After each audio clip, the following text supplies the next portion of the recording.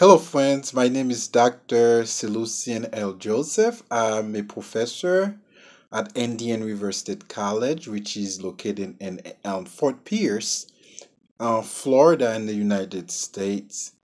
I would like to introduce to you my newly published article with Toronto's Journal of Theology, which I have entitled Shipwreck of Faith: The Religious Vision and Ideas of Soyinka. Now, Soyinka is the most important public intellectual Nigeria has produced in the 21st century. He also won the Nobel Prize in Literature in 1986 for his important work in creative writings. Also, he has been honored by different institutions, different universities for his numerous accomplishments in the promotion of human rights and the promotion of interreligious dialogue, interreligious conversations between different religious traditions.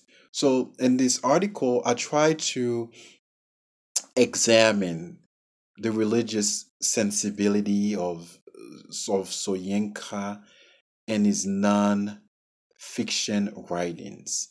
Generally, scholars who work on Soyinka pay close attention to his dramatic works. For example, Death and the King's Horseman, A Dance of the Forest. But they give little attention to Soyinka's intellectual writings, um, uh, as that pertains to the examination of his religious experience.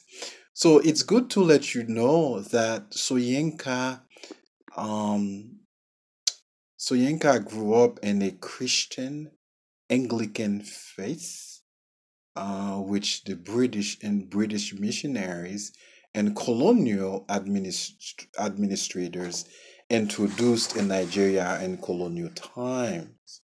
So his father was a fervent, a zealous uh, proclaimer of the Christian gospel. He was instrumental to the conversion of hundreds of Nigerian at that time in colonial Nigeria.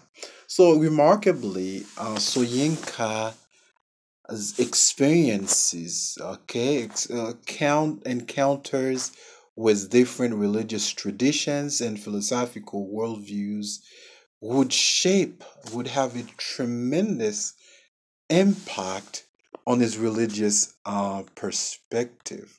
So in this article, I try to demonstrate different trajectories that have shaped his life. For example, uh, uh, the force penetration of Christianity and Islam in continental Africa, especially in Western Africa, has had a, a radical revolutionary impact on Soyinka's understanding of different religious traditions, more specifically of the role and function of Christianity and Islam and their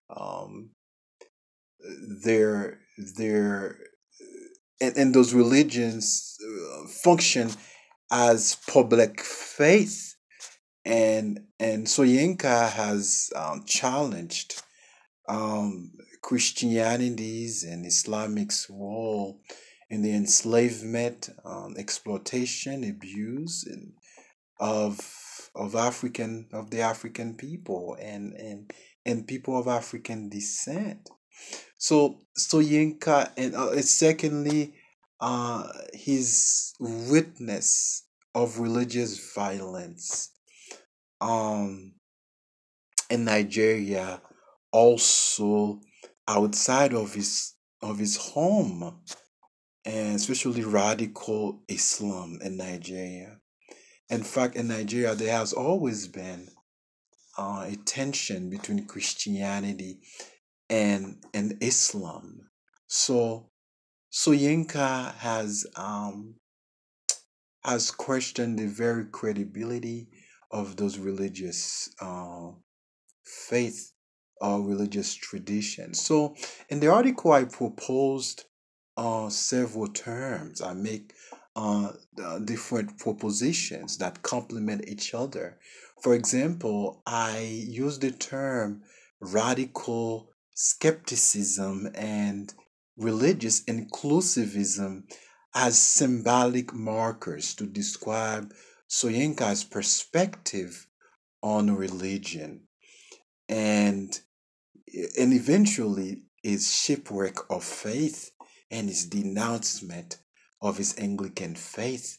Now, um, to call Soyinka a radical agnostic, a radical religious inclusivist in the humanist tradition is to actually to confront Soyinka's uneasiness, ambivalence towards religion, right?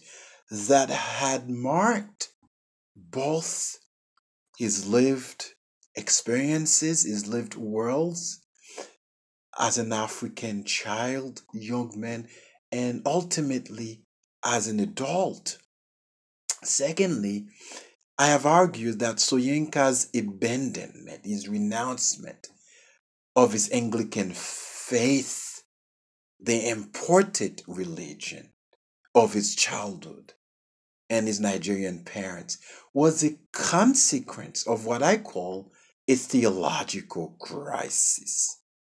A theological crisis which he encountered as a teenager in Ake, his hometown, and a theological crisis which he faced as a college student at the University College in Ibadan, eventually as a university student in England.